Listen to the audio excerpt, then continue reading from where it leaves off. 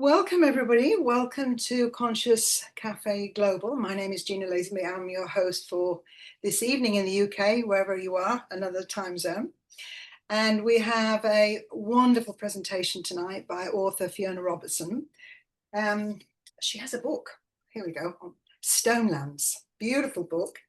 And I've been reading it, and she's talked, people have referred to the book as deeply poignant, and it is. I found it so. And whenever we think of stones, especially stones that have been there for hundreds, maybe thousands of years, there's a deep sense of history. And she's going to take us on a journey tonight.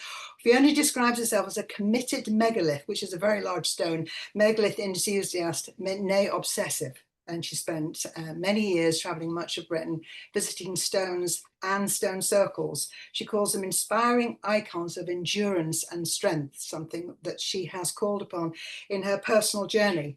She is a writer, editor, author of this book, The Stonelands, and until recently she was a publisher at Watkins, and had the good fortune to shape a range of books all around her interests of folklore, folk tales, pagan perspectives, and of course stones. So I'm going to welcome Fiona tonight, and I say that we all give her a good Zoom Conscious Cafe Global welcome. You'd have a round of applause if we were all in the room. Handing over to you, Fiona. Welcome. Thank you so much for that lovely introduction, Gina, and thank you everyone for coming to listen to me talk about standing stones and just what it is that I and so many other people find so appealing about them. So I've got a few images to show you, and I'm going to now see if I can share it. Can you see that okay? Everyone see that? Yes, we can. Lovely. Great. So this is the first image. This is me megalith hunting quite recently in West Penwith down in Cornwall. And this is Boswen's Menhir, which is a fantastic stone high on moorland above St Just.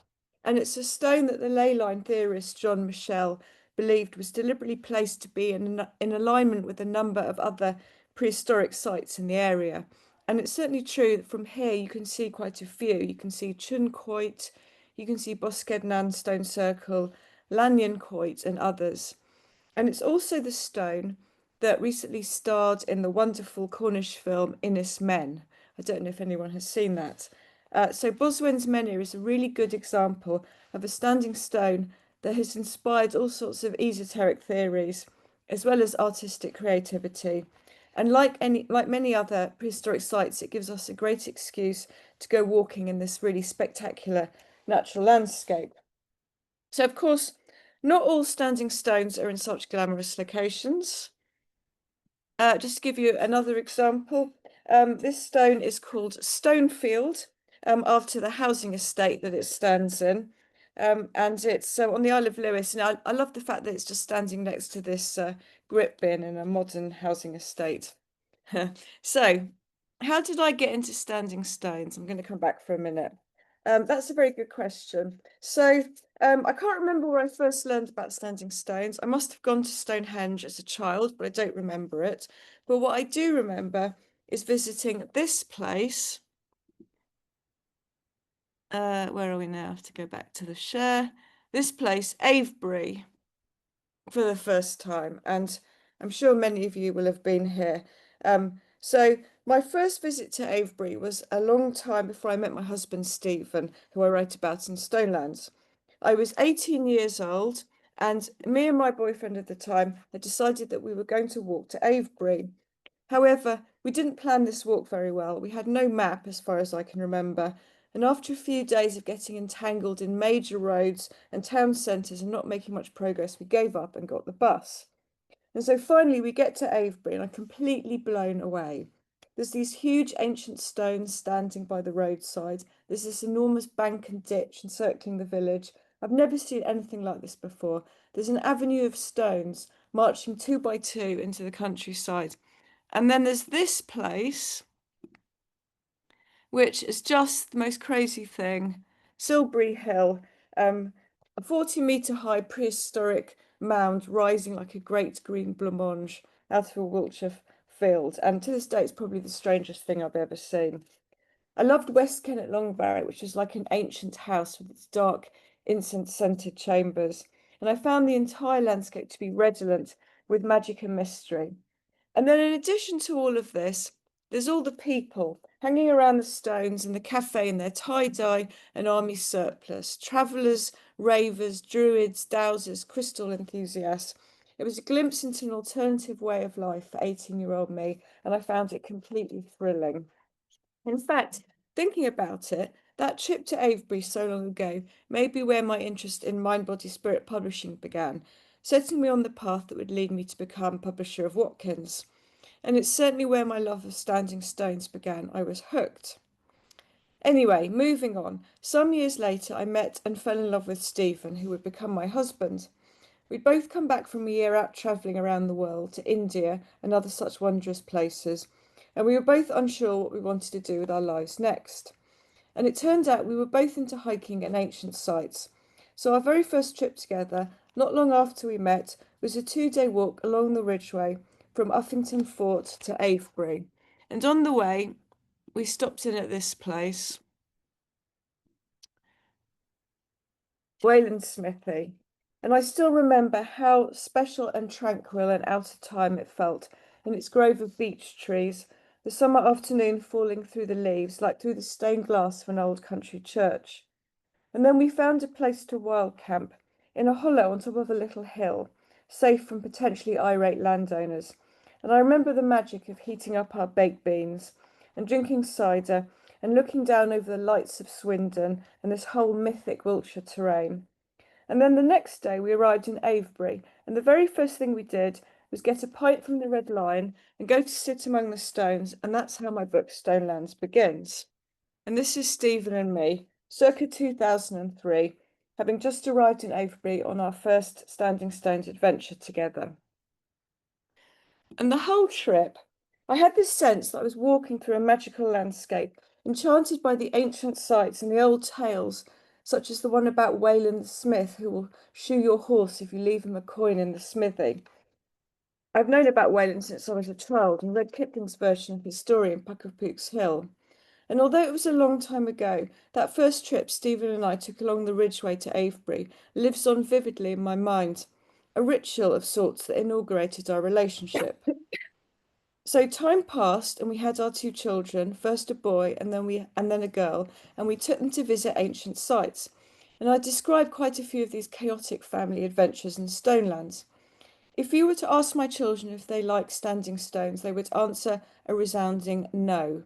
But I believe they secretly do, and I'm sure that one day they will be full-blown megalith enthusiasts. That's what I keep telling them anyway. So around 2016, my standing stones enthusiasm got more intense, because that's when I started thinking I wanted to commission a book for Watkins about stones, and I got talking to Andy Burnham of the Megalithic Portal, which many of you may know is this amazing online community of people who visit ancient sites and share their images and stories online. And what Andy and the Megalithic Portal ended up creating was this book, The Old Stones, which is a brilliant survey of Britain's best Neolithic and Bronze Age sites. It also included all sorts of articles from stones enthusiasts, from archaeologists and walkers to dowsers and geomancers. And even though I left Watkins in January, I am still talking about this book because I love it so much. It was, I think, probably my favourite ever commission, and I'm very proud of having commissioned it. So working on this book, The Old Stones, immersed me deep into stones lore of all sorts, and it also made me understand just how many ancient sites there are out there. Of course, I knew about the main ones, but it was only when I got involved in the Megalithic Portal book that I realised that the ones I knew about were just a tiny fraction of what survives in Britain today. And I guess it was at that point that I became a fully committed megalith enthusiast. And it's just so fantastic feeling part of this big community of people who love heading out into the fields and moors in search of stones and who bond over stories of bog and fog and being chased by cows. So talking of bog, let me get the presentation out again. The bog around this site, Loch Buoy on the Isle of Mull, actually stopped me from getting to the stones the first time I tried. there's a trail of white stones that leads from the parking spot across the pasture to the stones, and there's planks to cross the boggiest bits. But that first year, the mud was so deep that the stones and planks were submerged, and it felt like the entire ground was unstable, and I had visions of sinking in up to my waist or worse, so I turned back. And the next year, we traipsed all the way back up to the Inner Hebrides and tried again, and this time the ground was drier, and we made it. And as you can see, Loch Buie was definitely worth the trouble. A really stunning remote circle, one of my very favourites, with Ben Buie rising behind and golden eagles flying overhead. So the book I've written, Stonelands, came out in June this year. And really, its publication has been a bittersweet moment for me, because the one thing that I've wanted as far back as I can remember is to write a book of my own. And I'm still amazed that I've managed to achieve this. But yet, this book is rooted in the saddest time of my life, which began in January 2022, when my lovely husband Stephen was diagnosed with incurable gallbladder cancer and then very sadly died just 11 months later. I started writing Stonelands after Stephen fell ill because I needed a distraction from the grief and the horror, and because it felt comforting to explore the idea that standing stones, these incredible survivals from prehistory, have some solace to offer us who are struggling with life today. I had this image in my head of a standing stone on a moor, battered by countless storms, yet somehow still standing after 4,000 or 5,000 years. This image seemed to say something about human endurance, patience, and strength, about the transience of our individual lives, and also about the things that last and connect us with those we have lost. A stone like this, in fact. This is Ankara stone on South Uist in the Outer Hebrides, and it's certainly been battered by a few storms in its time, and no doubt it will be battered by many more. Stonelands grew from an idea that standing stones can be associated with certain qualities, such as the aforementioned strength and endurance, and that by investigating certain sites or megalithically rich areas, the stonelands of the title, I could explore what it is about standing stones that appeals to me and so many others today. And as I started to write this book, these ideas I was having about standing stones seemed helpful in what I was going through, facing the prospect of losing this man that I loved and knowing that my children would lose their dad. And I didn't just feel that all of this was useful to me going through this very difficult time. I felt that standing stones might be helpful as metaphors of endurance and survival and icons of magic and mystery to anyone, because we are all subject to aging and death. We all have to weather storms, and we all need more enchantment in our lives, more distractions from mundane toil, and all the terrifying awfulness that is going on in the wider world. We could all do with an excuse to forget about our woes, pull on a pair of hiking boots, and head out in search of stones. So I themed the book's chapters around my ideas about the qualities of stones and the sites that seemed to me to express them best. And before I go on to tell you a little more about that, I want to acknowledge that all of this is tremendously subjective, and of course the stones will mean different things to all of you.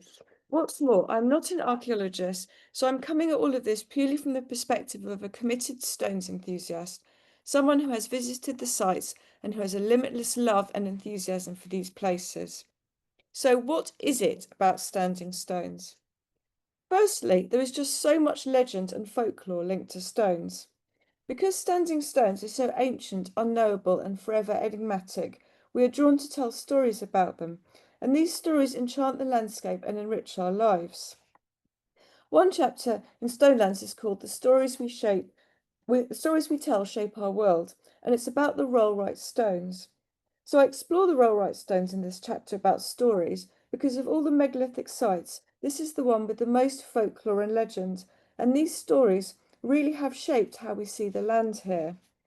And from a very personal perspective, I was particularly interested in storytelling as I was writing this book, because I'd noticed how the stories I told myself during Stephen's illness shaped the way I felt, and how my world would turn from dark to light and back again, depending on a doctor's verdict or a newspaper article about some new miracle cancer cure. And this gave me insight into the workings of my own mind.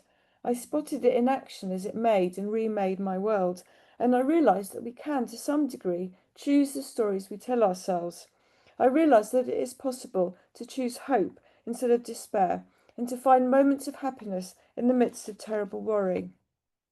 So there are just so many enchanting stories about the Rollright stones, and here are some of them. At midnight, or on certain saints' days, the stones of the King's Men's Circle will go down the hill to the water to drink. I'm just going to share a picture of them now. There we go, there's the King's Men's Circle. And sometimes these stones will become men again, link hands, and rise in the air to dance. It's said that these stones, like those at many other megalithic sites, cannot be counted. If you try, you will never get the same number twice. And in fact, counting them is better not attempted, because if you do manage to get the same number 3 times in a row, you will die. And this is the Whispering Knights, the ruined burial chamber that's the very earliest site at Rollright. Anyone who stole the capstone of the Whispering Knights, it is said, would know no rest or success until it was returned. One day the capstone was dragged away with great difficulty to make a bridge, but every morning the stone was found to have flipped itself back onto the bank. Eventually the villagers gave up and returned the stone, finding it was strangely easy to transport back up the hill, even though it had been nigh on impossible to drag it down. And in the 19th century, the girls working in the barley fields would use these stones as an oracle, going to them at dusk to hear them whisper and to learn what the future held. However, by far the most famous Rollright legend is, of course, the one about a witch. A would-be king of England is travelling across the Cotswold with his army, when very close to the top of the hill near Longcompton he meets a witch, and the witch says, 7 long strides shalt thou take, and if Longcompton thou canst see, King of England thou shalt be. And the king, thinking this challenge will be easily done and the crown is as good as his, takes the 7 steps, but just as he reaches the top of the hill, very annoyingly a mound of earth rises up, blocking his view of Longcompton. So at this, the witch calls down her curse and turns the whole invading army into stone. The soldiers become the King's Men's Circle, the king's treacherous counsellors become the Whispering Knights, and the would-be king becomes the King's Stone, and the witch herself is transformed into an elder tree. And the King's Stone, if I can just show you that now. There it is. I always think that this really does look like a man, petrified at moments of extreme frustration, raging at the universe at being tricked. However, its strange appearance is partly down to all the people who in centuries past chipped off bits of it as souvenirs and good luck charms. This story of men turned to stone at Rollright is very old, first recorded in William Camden's Britannia in 1586. But what's interesting is that in Camden's version there's no mention of a witch, nor is there in any subsequent version of the tale, until the end of the 19th century when the witch appears. And by then there's a lot of folklore about the witches of South Warwickshire and Longcompton in particular. It's not clear which came first, the Rollright witch or these stories of other witches, but the legends must have fed into each other. And in 1874, these stories spilled over into real life in Longcompton when James Hayward attacked his elderly neighbour Anne Tennant with a pitchfork and murdered her. He really seems to have believed that Longcompton was infested with witches and that she was one of them. And then later in the 20th century, the idea of a witch's curse led to stories about black magic and satanic blood rites being associated with the Rollright stones. So what we have here is stories shaping people's actions and beliefs, and also shaping the way we see the landscape. And this legend of the witch has become part of the fabric of this place. And now, when we see the stones, we see a band of soldiers slouching in the corner of a field. We see some conniving knights whispering treason, and we see a would-be king bowing his head in frustration. And in the same way, a tale about dancing maidens turned to stone shapes how we see the landscape of West Penwith in Cornwall. And here they are, the merry maidens, 19 girls turned to stone because they committed the sin of dancing past midnight into the Sabbath. Nearby are the stones known as the Pipers, the musicians who led the maidens astray, as well as another stone called Gunrith, who was their fiddler. And in fact, there are rings of petrified dancers and other people turned to stone all over the Land's End Peninsula. waiting in the fields and roadsides for us to encounter them. This, for example, is another stone musician called the Blind Fiddler. On the other side of that hedge is the A30, so you can spot his stone head as you whiz past in your car. And a little further eastwards along the A30 are the two sisters of Drift, so called for their hooded and shawled appearance. Standing stones often really do resemble people, albeit sometimes exceptionally tall ones. The curves and crevices of the rock hint at folds of clothing and even facial expressions. This grumpy-looking stone at Avebury, for example, apparently regarding all the tourists walking past between gritted teeth, always gives me pause for thought. And because there are all these legends of people turned to stone, and because of the stone's animate appearance, and because each stone really does seem to have its own individuality, just as a person does, I can't help but feel that each of these stones has some kind of consciousness. So what else is it about standing stones? They speak to us of mystery and wonder. Because they're very old, the truth of their purpose is forever lost in the mists of time, and so the ancient stones remind us that even in this rationalist age, there is much that we still don't understand. They seem to ask us to look up from our day-to-day concerns and ponder what this crazy, beautiful world of ours is really all about. We can never know what stones represented in prehistoric people's cosmology, of course, but today they seem to tell us that there is much wonder in life still, and in the impossible fact of us existing here in this universe. And as a result, people have very intense experiences at standing stone sites. I'm sure that many of you will have done so yourselves. So I just want to share a picture here of one of the most wondrous megalithic sites it's ever been my good fortune to visit, which is the Boscawen Circle down in West Penwith. And I'm drawn back to this site again and again, and especially to the quartz stone in the foreground of the picture. You can see in this photo how special it is. This gorgeous glittering chunk of quartz standing in a ring that's otherwise made up of granite stones.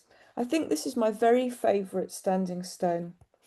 And then in the centre of the circle you have the leaning stone, which seems to have been set up in prehistoric times in that position, and looks like nothing so much as the gnomon of a sundial. So if the quartz stone is the moonstone, and the central stone must be the sunstone, and how perfect is that?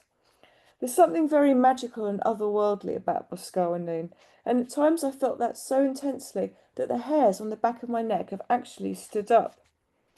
When I was writing Stonelands, I put out a call on social media for people's stories about their interesting interactions with standing stone sites, and I got an absolutely phenomenal response with about 150 different anecdotes being sent to me just from this one inquiry alone. All sorts of different people got back to me, not only those who consider themselves very spiritual. For example, one woman had this powerful experience at the Ring of Brodgar in Orkney of interacting with these strange shadowy forms who manifested around her, non-human beings who granted her wish to be able to give up smoking. As she was an academic, she asked me not to identify her, as she felt that going public with this story would not be viewed positively by her colleagues. More than one person told me about having headaches taken away by resting their forehead on a stone.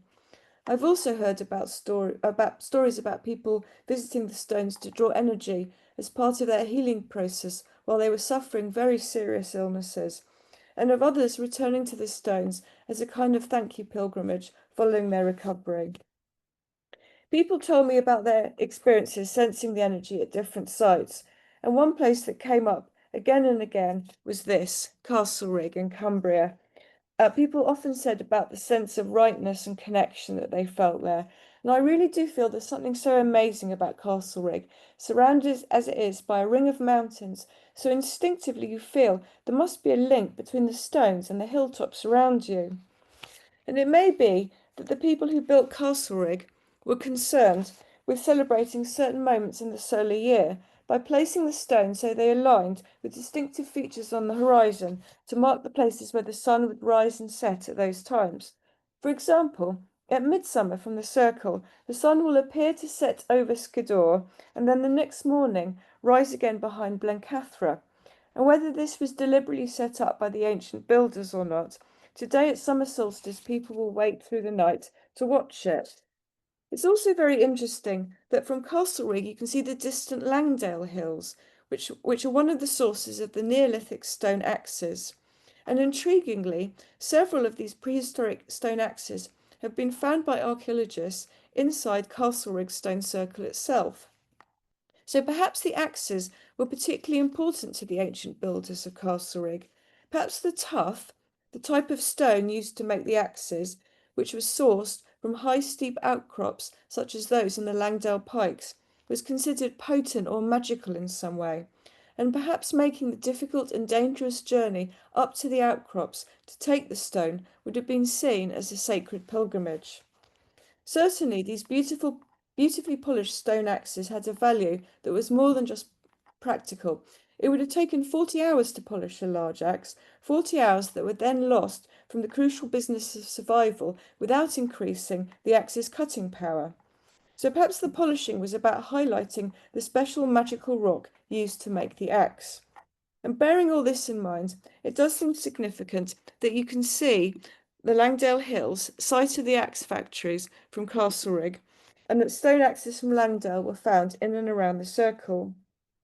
Those of you who've been to Castlereagh will know that it's often very busy, perhaps one might say too busy, and it was a kind of miracle really I managed to get this picture with no people in it, only because it had been incredibly heavy downpour just a few moments before, which had chased everyone away. So for a really heart-stopping Lake District circle that doesn't have the crowds, I recommend this one, Swinside. When you see sites like this, a circle of stones set in a wider circle of hills and fells, you realise that the ancient builders really did know what they were doing when they chose the locations for their monuments. And in my book, I wonder whether the feelings of uplift, excitement, and awe that we feel in places such as Castlereagh and Swinside were also experienced by prehistoric people.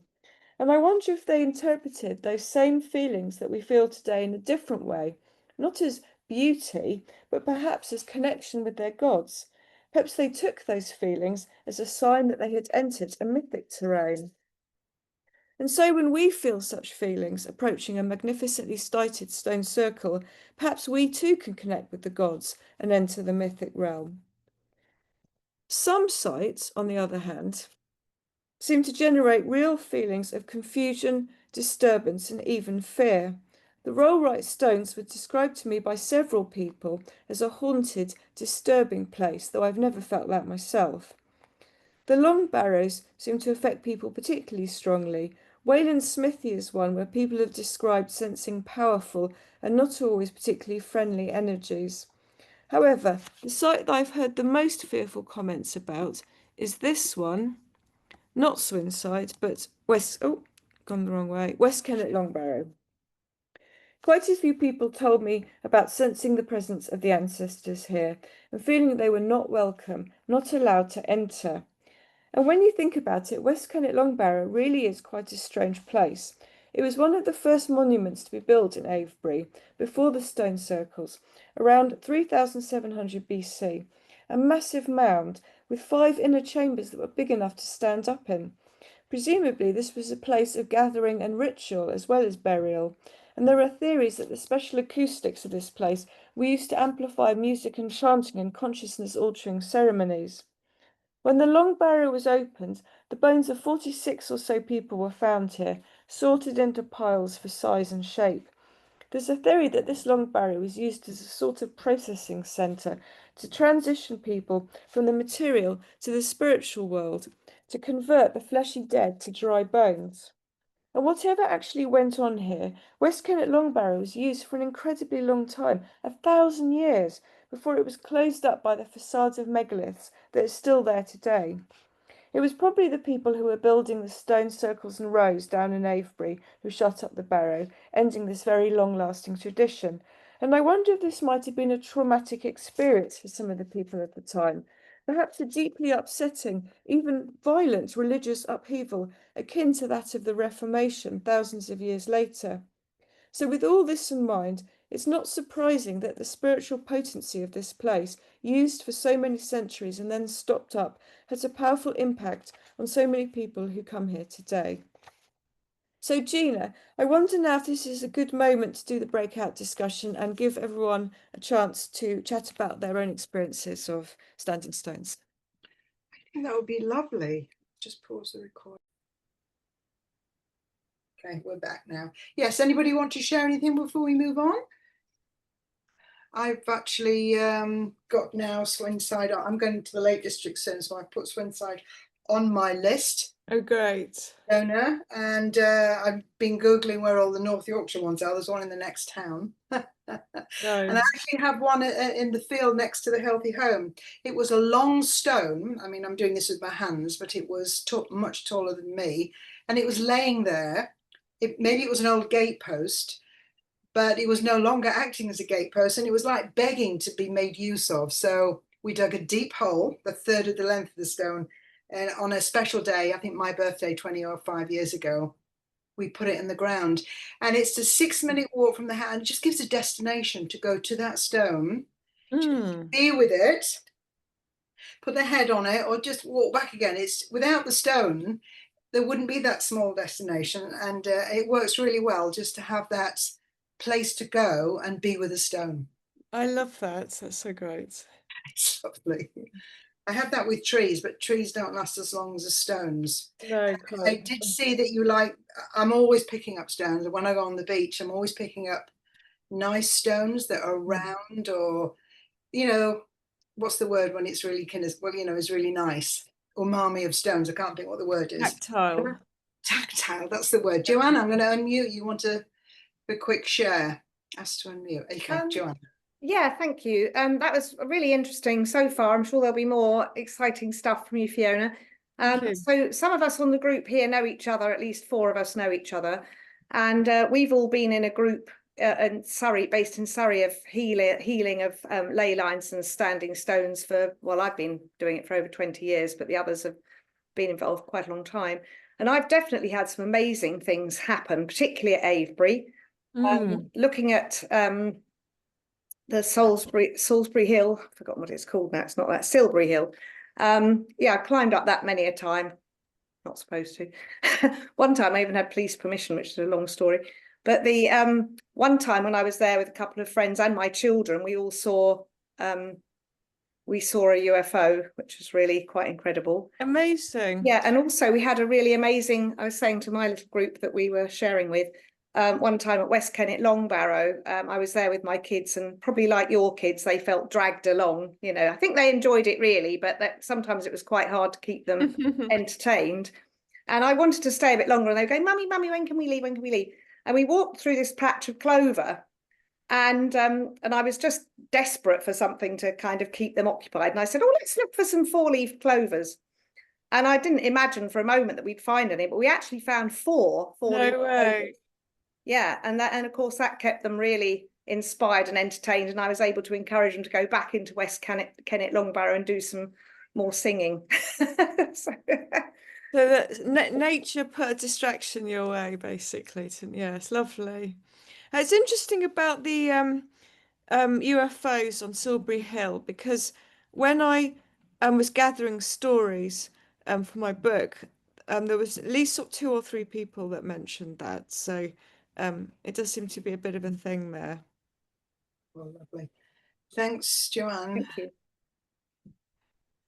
Mute and move from.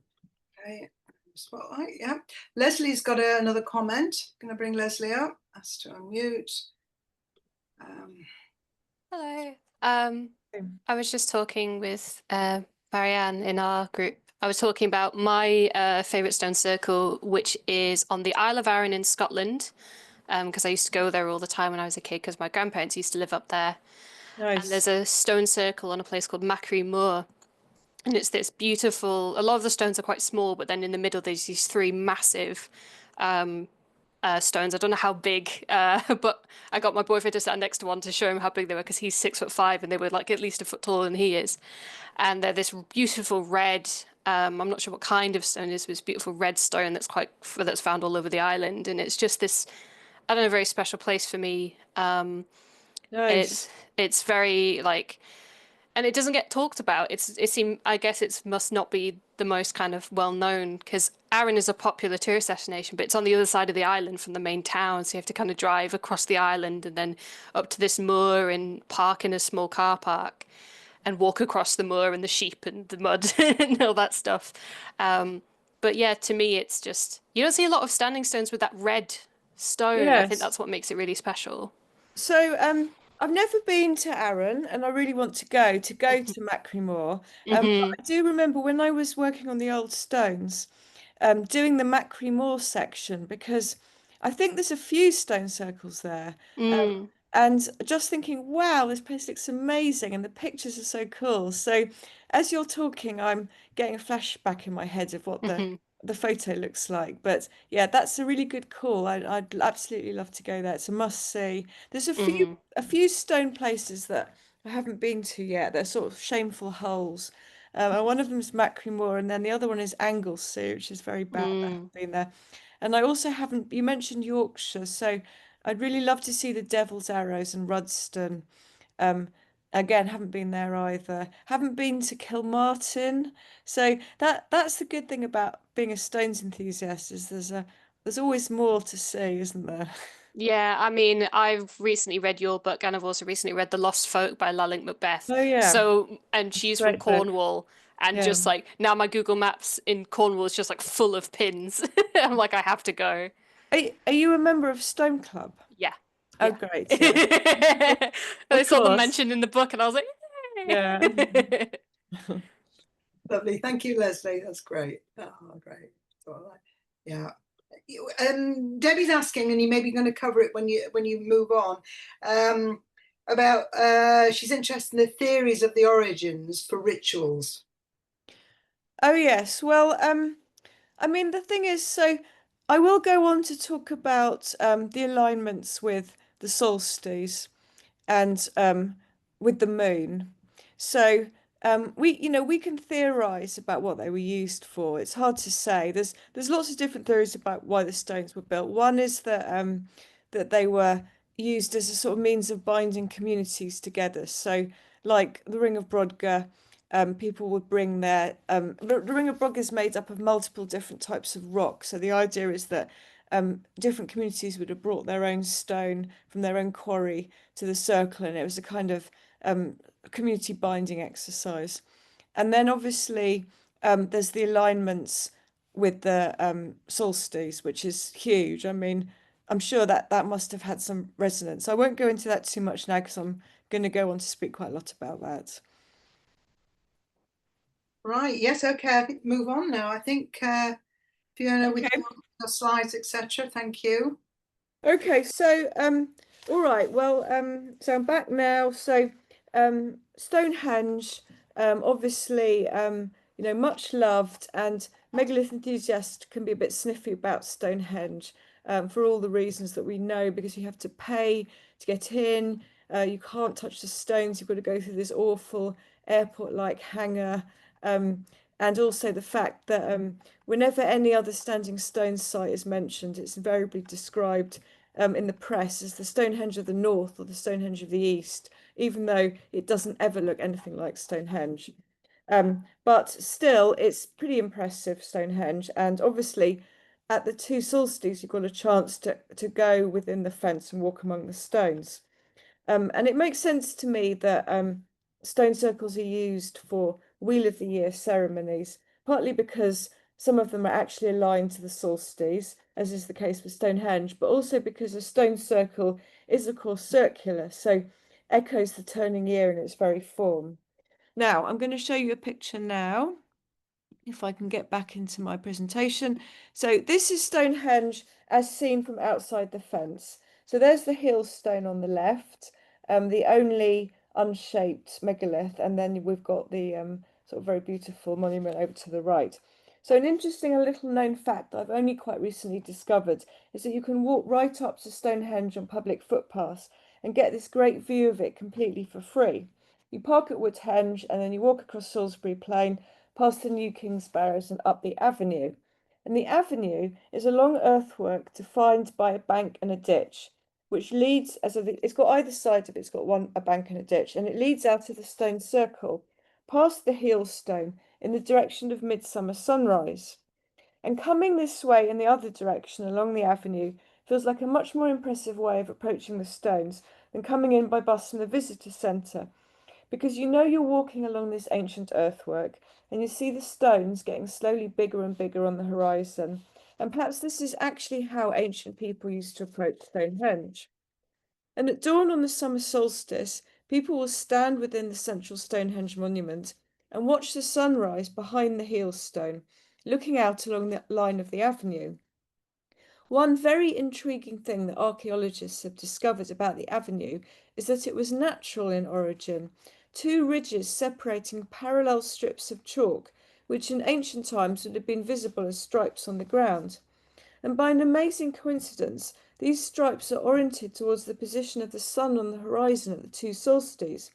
So midsummer sunrise in one direction and midwinter sunset in the other.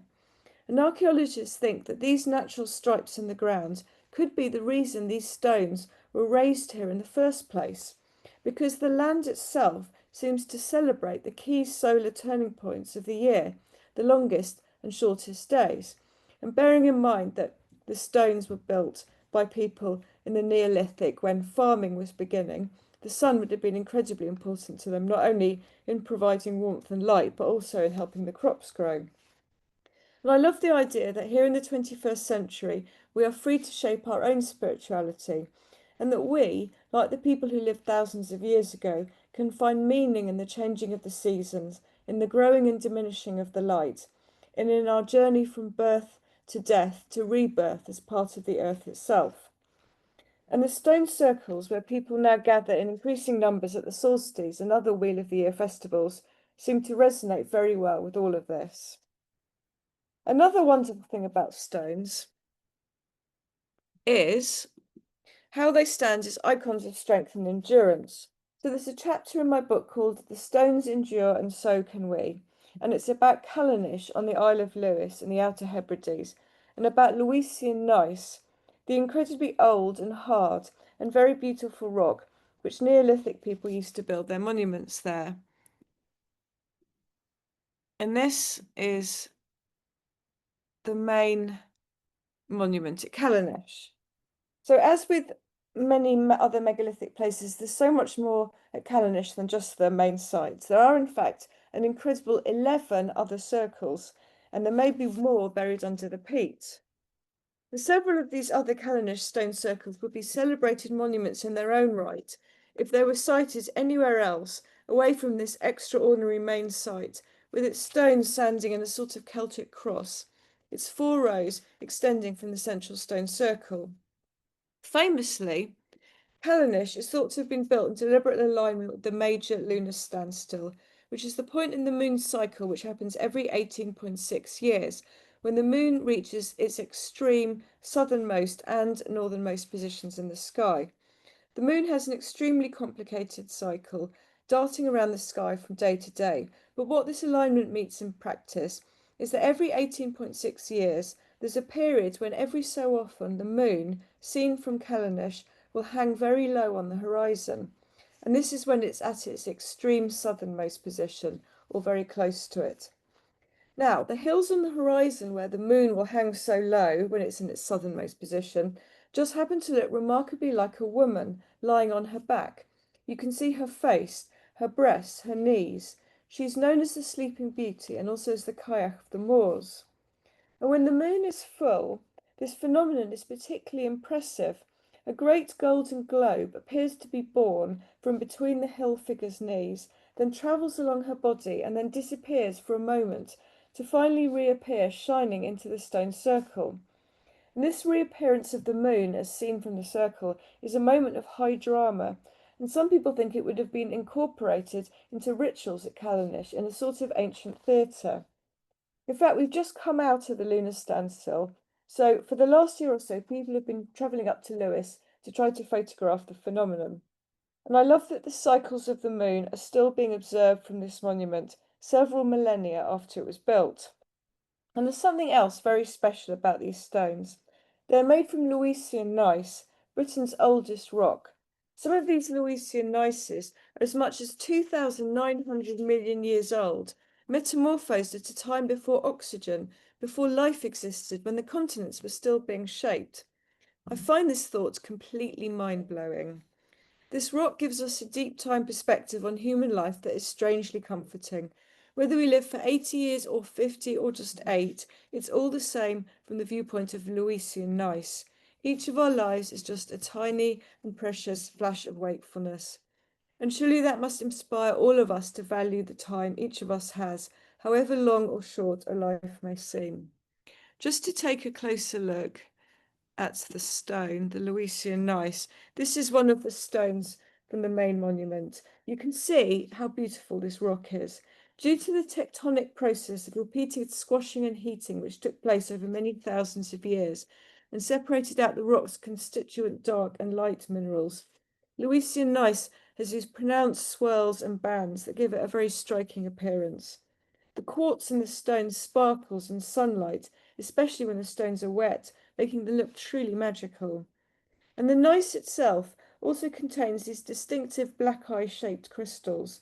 These eye-shaped hornblende inclusions appear in such large quantities of the stones in the main Callanish site that it seems probable that slabs featuring the crystals were deliberately chosen by the site's builders. I find thinking about these sorts of details really enhances my appreciation of the stones. Why did the builders erect one stone of quartz among all the granite pillars down at Boscawen in Cornwall? What did they make of the eye-shaped inclusions in the Callanish slabs? What did they really symbolise for them? And then is it a coincidence that this stone, the stone called the Fairy Stone at the Seven Stones of Hordern in the Peak District, is it a coincidence that its top edge appears to echo the bumps of Win Hill and Lewes Hill on the horizon? No one knows, but it's endless fun to speculate. Another great thing about standing stones is that they build community. There's a theory that the building of the stone circles, such as the Ring of Brogger in Orkney, as I mentioned earlier, was done to bind societies together, with different groups bringing their own stones to the circle. And there's a chapter in my book called The Stones Bring Us Together, and it looks at all the ways community is forged via standing stones, from the very fun megalith communities, like the megalithic portal and like the Stone Club, which I just mentioned, to the Nine Ladies Stone Circle in Derbyshire, here it is, which was at the centre of a decade-long environmental process about a proposed quarry expansion, in which a camp of protesters was established in the trees near the stone circle. In the book, I interview one of the protesters, and she talks about how the protesters' interactions with the stone circle and the whole sacred landscape of Stanton Moor, which they'd set up camp to protect, created this very powerful sense of community. And she told me that even though the camp was taken down years ago, many of these protesters still return to the Nine Ladies Circle at summer solstice. It is still a focus for them and part of their identity. So now moving from Derbyshire to Kent. The Medway megaliths in Kent also comes up in this chapter on community because they are my closest stones, just 45 minutes drive or so from my home in southeast London. And these Medway megaliths are awesome, incredibly old stones, some of them as much as 6,000 years old and among the very first stone monuments to have been built in Britain. And yet they survive in the Medway Valley near Maidstone in Kent, encircled by the M2 and the M20. This site, Kit's Coty on Bluebell Hill, was, according to local folklore, built by witches. And what survives here is very impressive, with this huge capstone raised up on 3 uprights. It's just unfortunate you can't touch the stones, because they're still surrounded by the railings put there in the 19th century by General Augustus Pitt Rivers.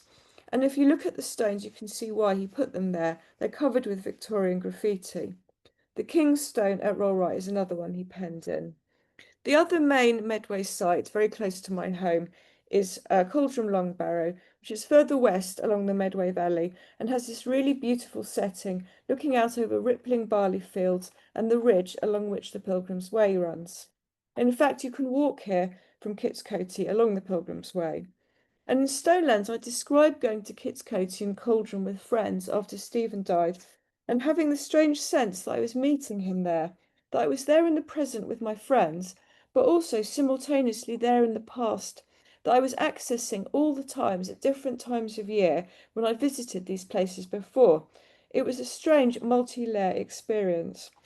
And this feeling of meeting Stephen again is one I often have when I return to stones that we visited together. And weirdly, even when we visit new ones, I feel he's there with us, sharing in the adventure. And I think that that is what being haunted means. And I expect some of you will know the feeling too. So we're getting close to the end now, you may be relieved to hear.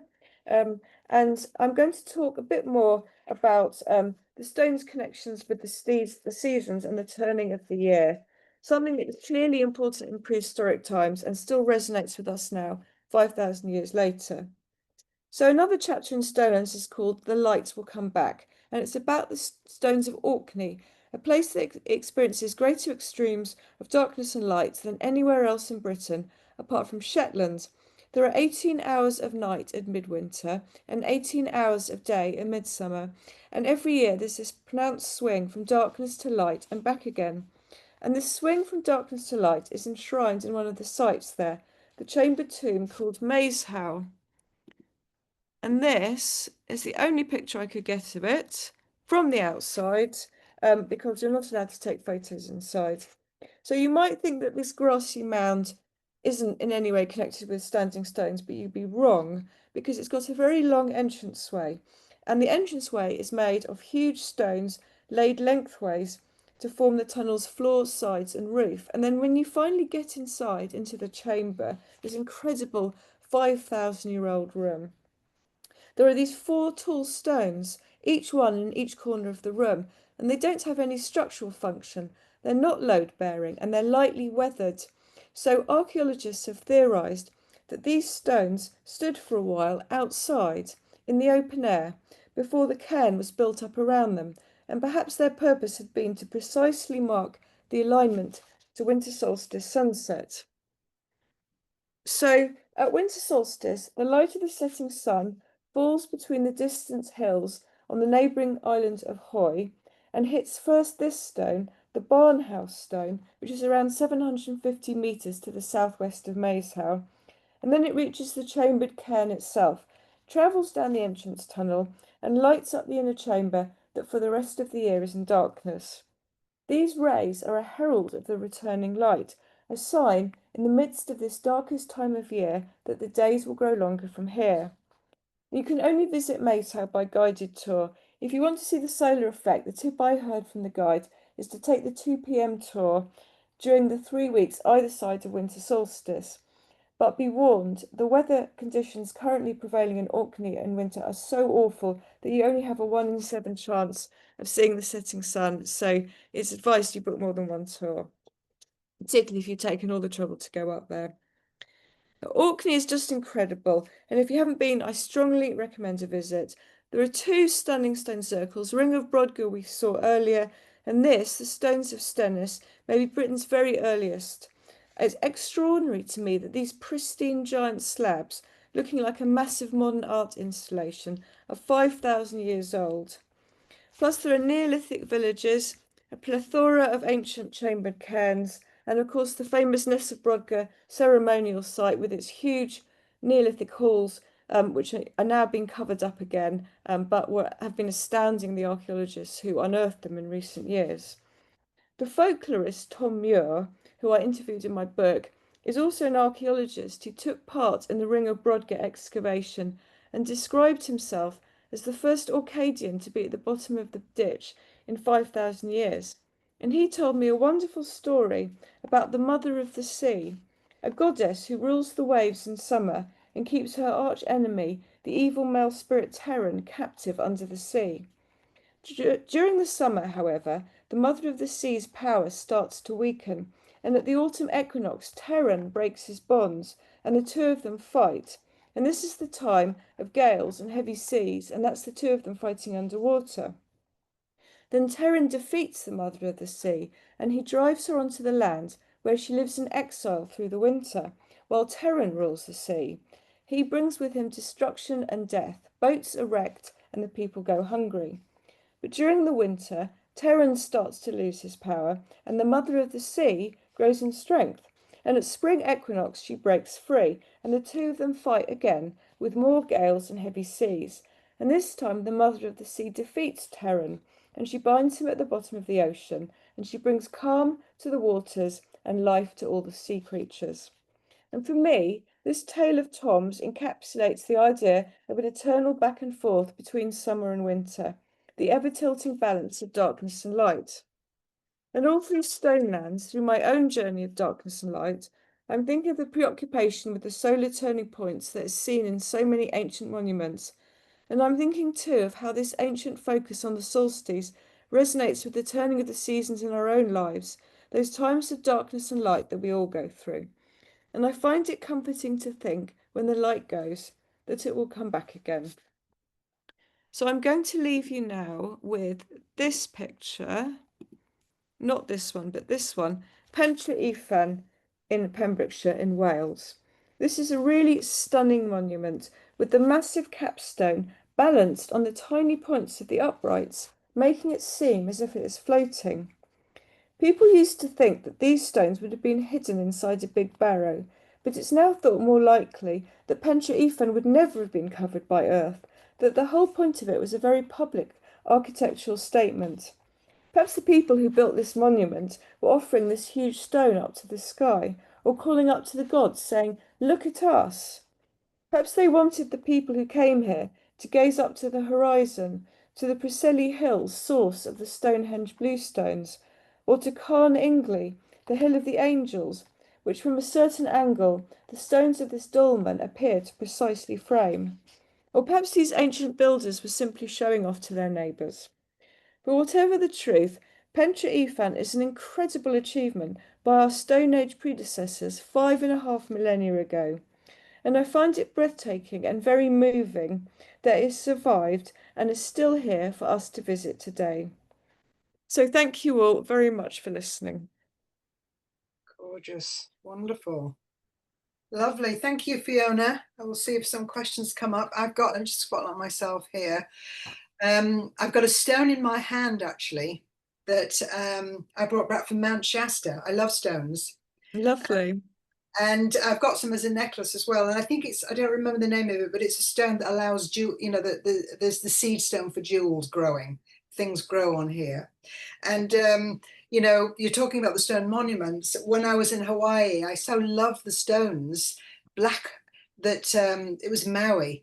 And the sea came over and they were glossy. So I got a bag full of those and brought them home. And then when I got to Los Angeles, a feng shui colleague said, "There's no way you can go home with those stones. They belong, they belong, they belong back in Hawaii, and Yes. it's luck to take them away from a volcanic." So when I had to go to, he said, post them to the concierge of the hotel. So I went to the post office and I packed up all these stones. Oh, that's really a wrench. Sent them all back just in case. I told my staff when I got back to London, and there was one stone left in the suitcase, and they were send it back. So the power and magic of stones is amazing, isn't it? Even this modern time. I hope I'm not going to get bad luck from having taken, because whenever I go anywhere, I can't help but pick them up really, and just take one or two with me. Oh. It's interesting, Stonehenge. I had a feng shui summer school. I think Diane's on the call here. She joined. I mean, this is like 30 years ago. We did actually get into Stonehenge. They let us go around. It was about, I don't know, 50 or 60 of us. We must have made a special booking. And it was wonderful to be able to go around and touch the stones, as a yes. special entrance group. And you can't get that. So any opportunity, which area or region will we find the most stone circles? Are they down in Cornwall, or have they been stopped?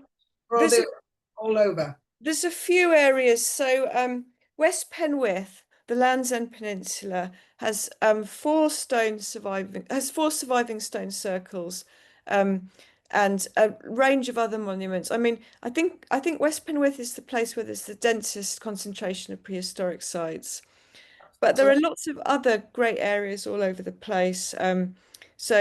Lewis is another one.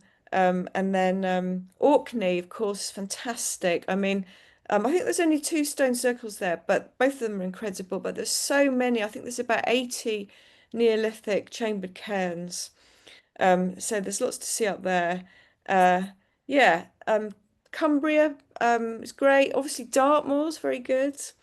Yeah. So probably the densest concentration is West Penwith. I had this calling to go to Cornwall, and it's reignited my interest and my pleasure in connecting with stones. And they are, as you say, so powerful. And you've linked in your book, to show folks again. Maybe Judy will post your website or a link for the book if people are interested, if they haven't already read that.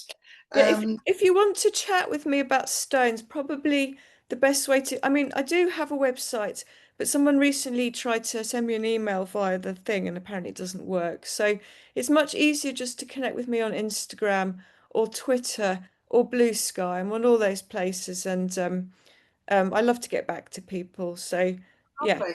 Well, you can this is find the me thing, on we there. have enthusiasm like this in common. It's nice to comment. So Cindy from Canada said she's been told by Indigenous friends that if I take a stone to thank the earth for the stone and give an offering of tobacco to the lands, then you can take the stone. Oh, that's nice. That's nice. But I think volcanoes are different. I think the Hawaii was a bit different, because I do pick up stones, and I brought this back from Shasta. So it is nice to know, and it is nice. It's like talking to the tree, the stone. Yeah. We engage at that energetic level, and there's an exchange, there's a gratitude, there's a learning, there's a relationship. It just makes it more powerful when we're consciously relating to these beautiful things that you've shown us.